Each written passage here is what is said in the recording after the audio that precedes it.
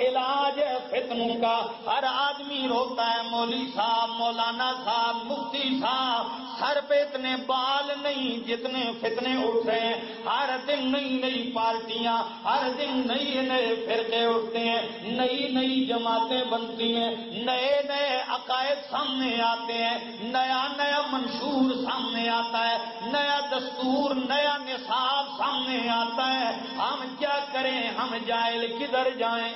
جس نے قرآن کو سینے سے لگایا، قرآن نے اسے ذلت اور بستیوں سے نکال کر بہت بلند و بالا کر دیا.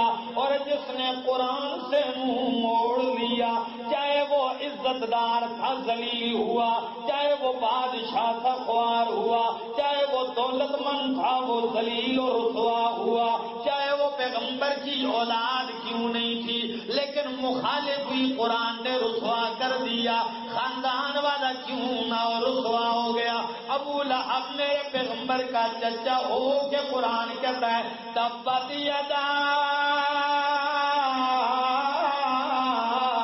ابی لہب وتب. ابو لہب کے دونوں ہاتھ ٹوٹ جائیں. ابو لہب پہ تو لعنت کرتا ہے، ابو جہل پہ تو لعنت برساتا ہے، ذلیل کرتا ہے، عتبہ اور شیبہ کو تو لعنتی بناتا ہے، لیکن کالے بلال کو اتنا بلند کرتا ہے کہ چلتا مکے کی زمین پر ہے، پاؤں کی آواز بہشت برین میں آتی ہے.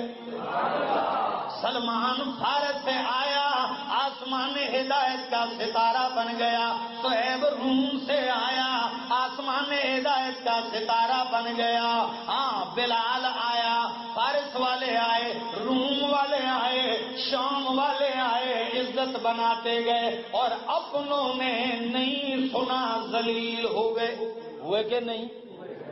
تو ہے ایسی کتاب. اللہ اس کے ذریعے بہت لوگوں کو بلند و بالا کرتا ہے اور بہت ساروں کو پست و ذلیل کرتا ہے.